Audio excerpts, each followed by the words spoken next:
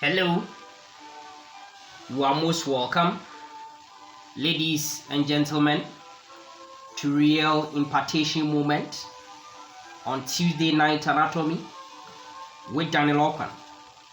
Today's section, I quickly run with you the anatomy of the diaphragm. My friends, I'm not talking about any other diaphragm, but I'm talking about the thoraco-abdominal diaphragm. Okay, that muscular sheet, okay, which separates the thoracic cavity from the abdominal cavity. That's what we are going to talk about today. We know that this diaphragm is very important, not only serving as a landmark separating the thoracic and the abdominal cavities, but also very important as far as the various respiratory movements are concerned. Of course, everyone knows that this diaphragm is supplied by, of course, the phrenic nerve, okay, with root values C3, C4, and of course C5. But there's more to this diaphragm as far as its anatomy and its development is concerned. So at the end of this section, my friends, we should be able to tell the whole story behind the diaphragm. And so, without much ado, let's set the ball rolling. Yes, so there we are. Now, my friends, if you look at this, you are looking at, the skeleton of the thorax. Yes, you can see the ribs, the costal cartilages over there. You can see the sternum. Yes, you can see the thoracic, the thoracic vertebrae all behind over there. But of course, we know that below over here, where, of course, posterior is bounded by, of course, the lumbar vertebrae, I'm going to have the abdominal cavity. But one thing that we know is that separating the thoracic cavity from that of the abdominal cavity is what we call the diaphragm. It therefore tells us that because we know that the thoracic cavity, we have what we call superior thoracic inlet or superior thoracic aperture, which is also known as the thoracic inlet, although clinicians or surgeons will call it thoracic outlet. Yes, and of course that is the inferior or irregularly shaped inferior thoracic outlet. Okay, this guy over here, it is sealed by this diaphragm that we are talking about. My friends, one simple observation that we can make over here is that, yes, you can see that the bulk of the right lobe of the liver tends to push this diaphragm a bit upwards, and that is why the right dome of the diaphragm is a bit at a higher level, as you can see over here, compared to that of the left. For the left, only the fundus of the stomach, yes, it's not very heavy to cause that push enough. Okay, so that is one thing that we have to know about the diaphragm, the nature, how it is. My friends, having seen this diaphragm, one important thing that I want you to know, okay, regarding the diaphragm is that, yes, developmental, where is it coming from? Now, one thing that we know is that when you look at especially the inferior aspect of the diaphragm, I see this whitish structure over here, which is part of the diaphragm that represents a very important insertion point of the various origins of the diaphragm. I'll show you that. Okay, this guy over here is known as the central tendon of the diaphragm. My friends, this central tendon of the diaphragm developmentally, comes from what we call the septum transversum. Yes, we look at that developmental bit, but one thing that we know about septum transversum is that it represents the undifferentiated, lateral plate mesoderm. That is the septum, transversum. Okay, the guy over here will give rise to what we call the central tendon of the diaphragm. My friends, if I look at this area where it's not whitish, okay, this is the muscular part of the diaphragm.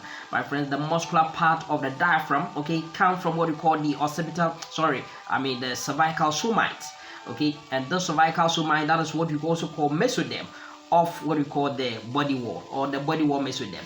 Okay, so that is, one thing that we know, that the muscular part of the diaphragm, this guy, comes from what we call the cervical somites. Okay, yes, as the phrenic nerves migrated from the neck region, yes, they also came with it. So the cervical somites, or some people call the body wall mesoderm. Okay, that is giving rise to the muscular process of the diaphragm. My friends, if you can see this guy over here, this guy is the esophagus. Now I will take you through the major and minor openings of the diaphragm as we move along. But one thing that we find is that this guy over here is the esophagus. Now the esophagus, yes, also presents with a dorsal mesentery during development. Yes, just like talking about the small intestine having its mesentery. Yes, talking about the transverse colon, talking about the sigmoid colon, talking about the appendix having their own mesentery.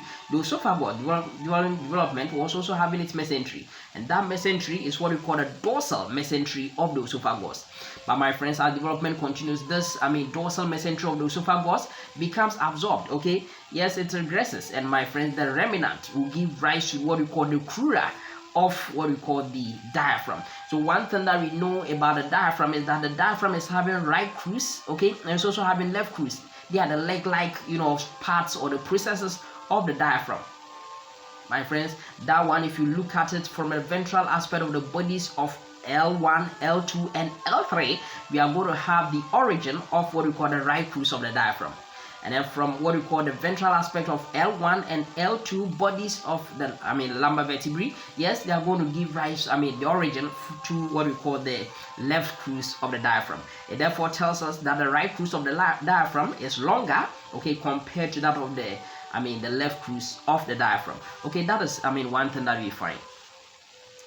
But my friends, there's the fourth and the last component, okay, forming the diaphragm. And my friends, that is actually, now during development, there's some kind of a connection. Okay, yes, initially there was that gap between the pleural cavity, okay, the pleural cavity in the what we call the thorax, and of course the abdominal cavity by way of the peritoneum. Okay, so what will happen is that there was that connection, and therefore that connection will be called what we call peritoneal canal.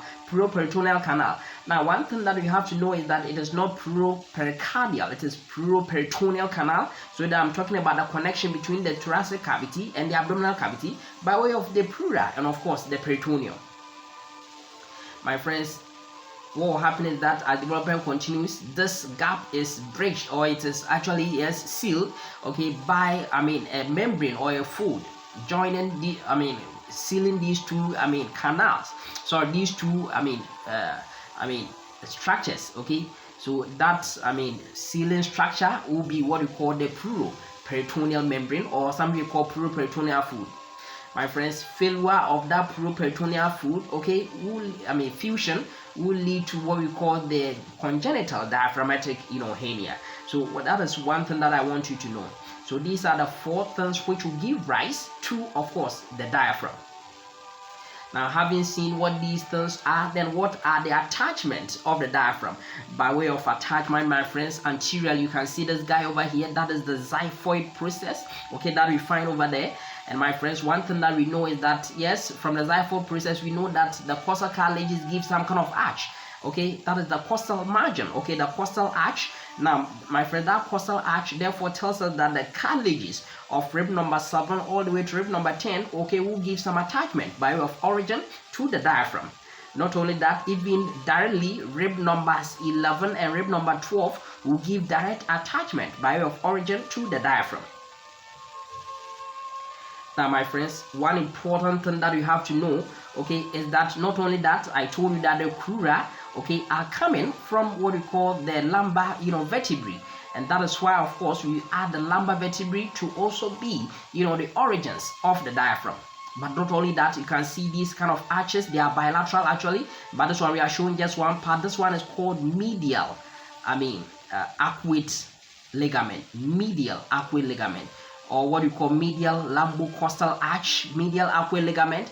Now, this medial arcuate ligament is a lot of thickening of what we call the psoas major fascia. Okay, the psoas fascia, yes, were taken to give this guy medial arcuate ligament.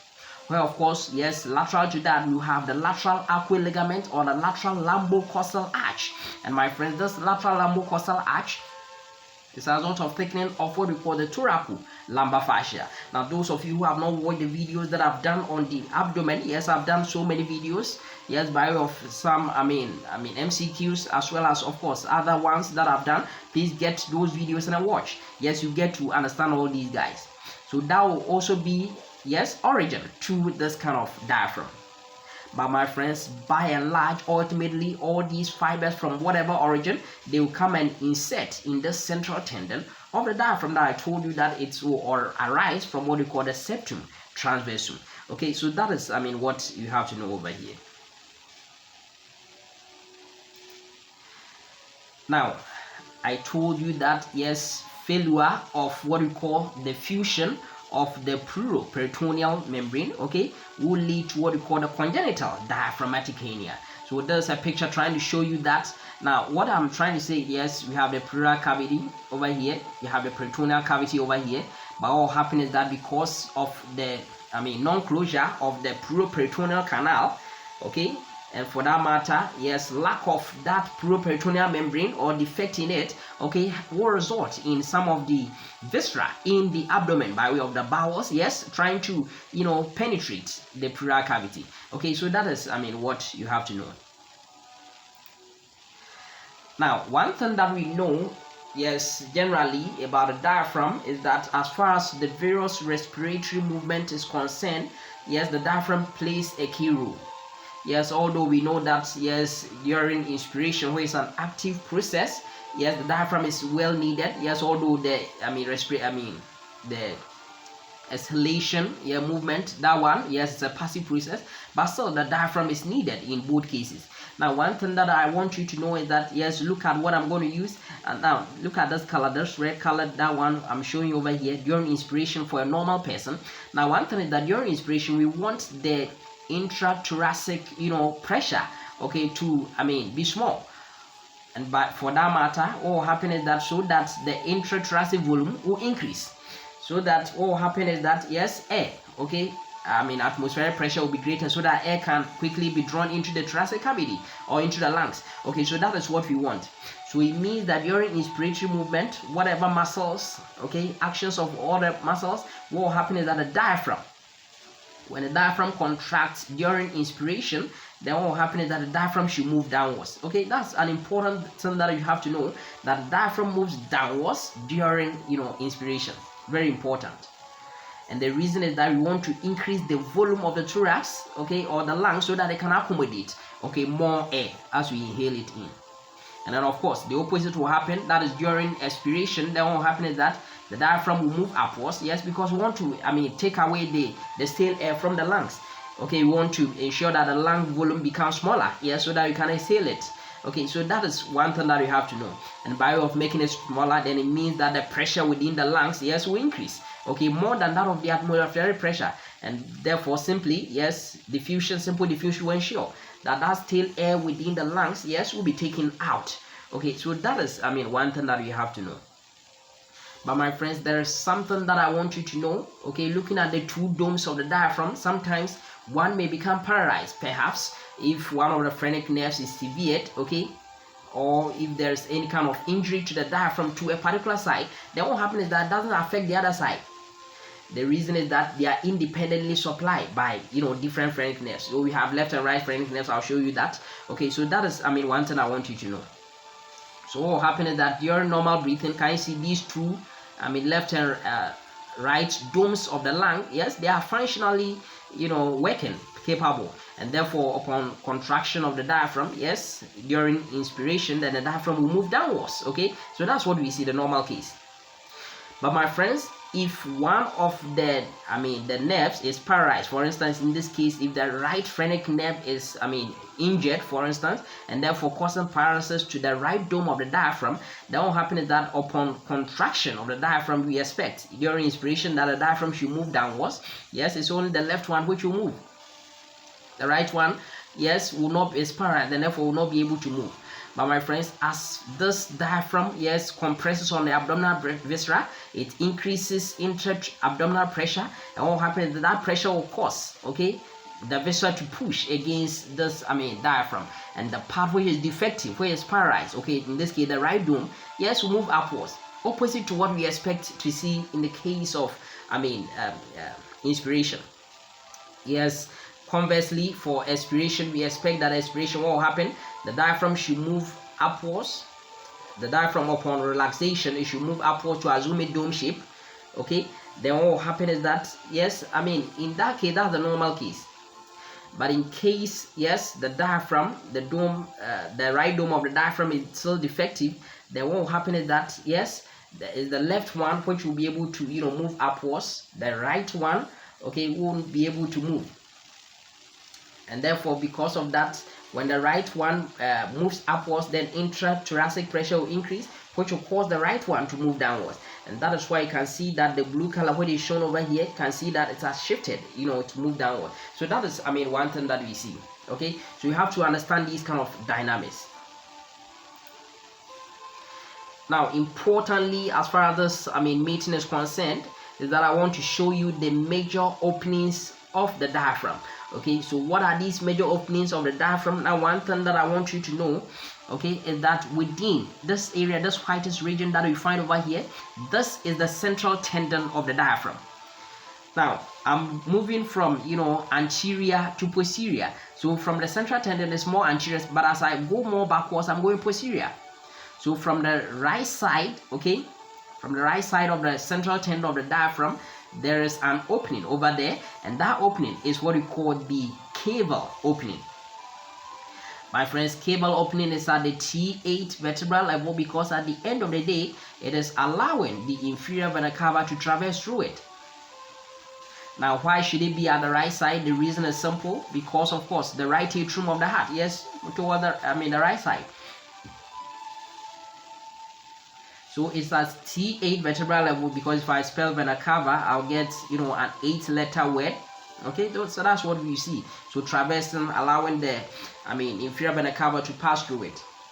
But my friends, it is not only the inferior vena cava which traverses through this. Another important structure which runs through this caval opening is what we call the right phrenic nerve. This is the right side, right phrenic nerve. Because the right phrenic nerve, yes, runs along the right border of the heart. The left, phrenic nerve, yes, runs along the oblique left border of the heart. Okay, because the right border of the heart is more vertical. Okay, the left border is more, oblique, and that also explains why what we call the left phrenic nerve is longer than the right phrenic nerve. Okay, so one thing that you have to know is that the right phrenic nerve doesn't go through an opening, a major opening. It pierces through the diaphragm itself. Okay, so that's one thing that you have to know. So that's the first major opening that we talked about. Okay, now the second major opening, as I move backwards, now I see that behind this caval opening, I see another opening. Okay, this time around it is not in the central tendon. This time around it is found in the muscular part of the diaphragm. Okay, or precisely you can say that it is found in the right cruce of the diaphragm. Okay, so that's what we have to know, that is in the muscular part, or it is found in the right cruce of the diaphragm. That opening, you can see that there is the stomach, there is the esophagus, and that is why this opening is known as the esophageal hiatus.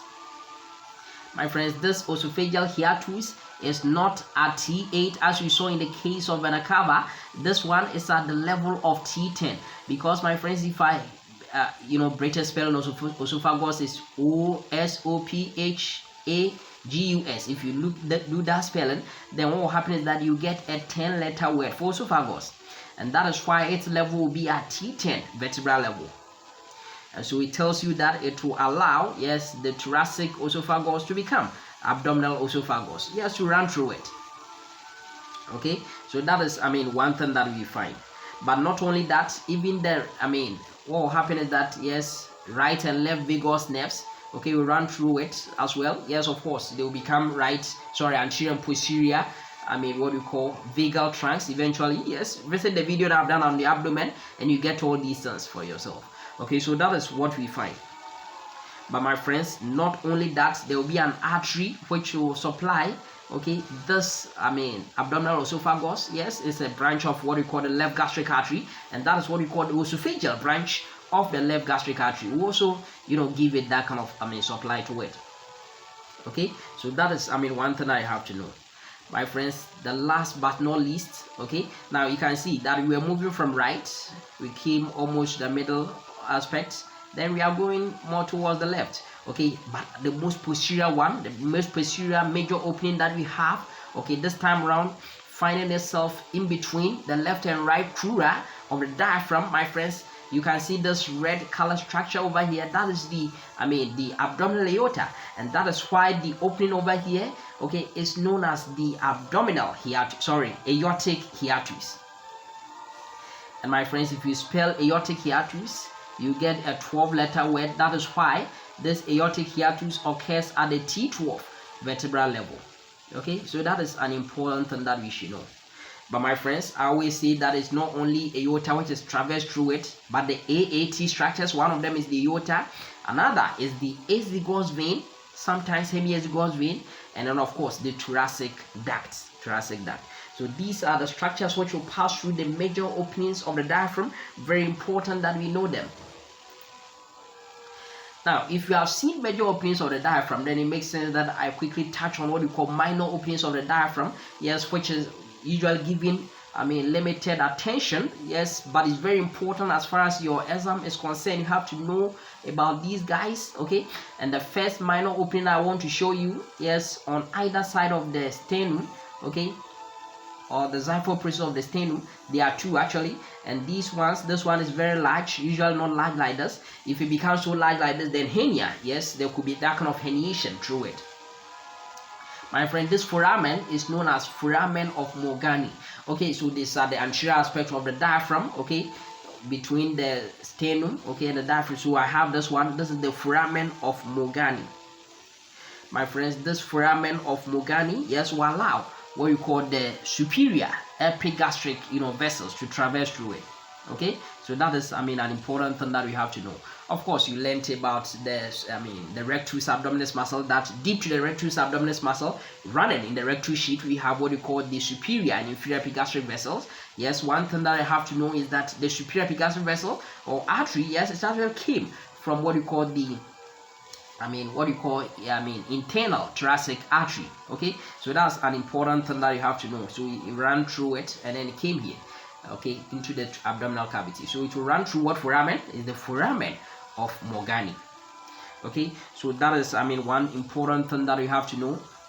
Now my friends, one other thing that I want you to know. Okay, now what opening do I have over here? My friend, what structure do I have over here? The structure that I have over here is known as the medial arcuate ligament or the medial lumbocostal arch. This is the medial arcuate ligament. Now, running deep to the medial arcuate ligament, we have what we call the sympathetic chain. Okay, so that is one important thing that you have to know. The sympathetic chain, okay, will run deep to what we call the medial lumbocostal arch. Okay, an important thing that I have to know. Now my friends, if you have seen what is running deep to the medial lumbocostal arch, then what is running deep or beneath what you call the lateral lumbocostal arch or the lateral arcuate ligament, my friends, is nothing but the subcostal vessels. Okay, nothing but the subcostal vessels. And what are these subcostal vessels? I'm talking about the subcostal nerve, subcostal artery, and of course the subcostal vein. Okay, we run deep to the lateral arcuate ligament. Okay, so that is one important thing that I have to know. But my friends, there's another thing, okay, which I have to make mention of, that even running within the fibers of the right crus of the diaphragm, I have what we call the right, greater and least or lesser splanchnic nerves. Okay, right greater and lesser splanchnic nerves, the splanchnic nerves, the sympathetic nerves will be running, in the fibers of the right crus of the diaphragm. I told you that is the right, so right, splanchnic nerves. Then it tells us that the left crus of the diaphragm will admit what we are going to call left splanchnic nerves. But in addition to the left splanchnic nerves, what will happen is that the left crus of the diaphragm will also admit a vein. And what vein is it? This will be what we call the hemiazygos vein. My friends, I told you that yes, sometimes in the aortic hiatus, apart from the aorta, apart from the thoracic duct, apart from azygos vein, even hemiazygos veins could run through it. Okay, but if hemiazygos vein is not running through it, then it's going to run through the left crus of the diaphragm. It makes sense that it's going to go through the left crus and not the right. The reason is that yes, I told you that the aortic hiatus is more towards the right. It's more towards the left. Okay, that's why it will run through the left crus of the diaphragm. Okay, so that is an important bit of information that we should know. Now, I told you something about congenital diaphragmatic hernia. I told you that failure, of the closure of what we call the peritoneal canal, okay, by what we call the properitoneal membrane or fluid. Then what happens is that the abdominal viscera can herniate through the pleura of the thorax. But my friends, one important thing is that the area where it is susceptible to that herniation is given an eponym, and the name of that is known as foramen of Bogdalek. Okay, so that is what we see, Bogdalek. Okay, so foramen of Bogdalek, okay, will allow, okay, for congenital diaphragmatic hernia. My friend, one thing that you have to know is that if it's congenital, then it could be acquired also. Yes, during automobile accident, for instance, yes, there could be that kind of acquired case of, the herniation in the diaphragm. My friends, one thing that I want to tell you, yes, those of you who have watched the various videos that I've done, okay, on the thorax, yes, you see the vasculature. One important thing is that if you look at the diaphragm, one thing which everyone knows for sure is that the diaphragm will receive arterial blood supply, the upper portion, through the descending thoracic aorta, through what we call the superior phrenic artery, and at the abdominal aorta, the first branch which will come will be through what we call inferior phrenic artery. No problem with that. But one thing that I want you to know is that not only these guys, but also even the musculophrenic artery, okay, where is a branch of the internal thoracic artery, okay, also yes be seen over there like that, which went through this foramen, which eventually internal thoracic artery, we know it will give rise to the superior epigastric artery. Not only that, to what we call musculophrenic artery. Yes, we will also give some kind of branches to what we call the diaphragm. But my friends, even what I told you, the subcostal artery, will also give some branches, okay, to supply what we call the diaphragm. And not only that, my friends, one other important thing, because it's also taking attachment at the lumbar region, then what will happen is that the lower 5 lumbar arteries over there, which of course you can say they are the intercostal arteries in the lumbar region, yes, will also give some kind of supply, okay, to what we call the diaphragm. Okay, the lower 5 intercostal arteries in the lumbar region will also give some supply to the diaphragm. Okay, that's an important thing which you should know. Now, what I told you, coming from the C3, C4, and C5 ventral rami of the spinal nerves, then what will happen is that you have what you call the right phrenic nerve. You can see it more vertical, yes, runs along the right border of the diaphragm. Then we also have the left phrenic nerve, which will run obliquely along the left border of the diaphragm. And you know that this phrenic nerve is a mixed nerve. So not only does it give motor supply to the diaphragm, but also it gives what we call sensory supply to, of course, the pleura, okay, the mediastinal pleura, yes, to the pericardium, yes, to the diaphragmatic pleura, even to what we call the peritoneal, diaphragmatic peritoneum. Even that one will get some kind of sensory supply from this diaphragm. It means that if these phrenic nerves are severed, then not only motor supply to the diaphragm will be affected, but also sensory loss to all these important structures, yes, will be evident. Okay, so that is one important thing that I want you to know. Now, if there is any damage to the phrenic nerve, and for that matter, problem or pain to the diaphragm, where you are going to experience it, yes, the referred pain, okay, will be at the anterior, the shoulder region anteriorly. Because at the posterior aspect, the gallbladder, okay, its pain will be referred over there. Okay, so that is an important thing that I want you to actually know. All right, I hope you find this meeting helpful. I'm very grateful for your time this evening. Have a good night, all of you, and may the good Lord richly bless you. Amen.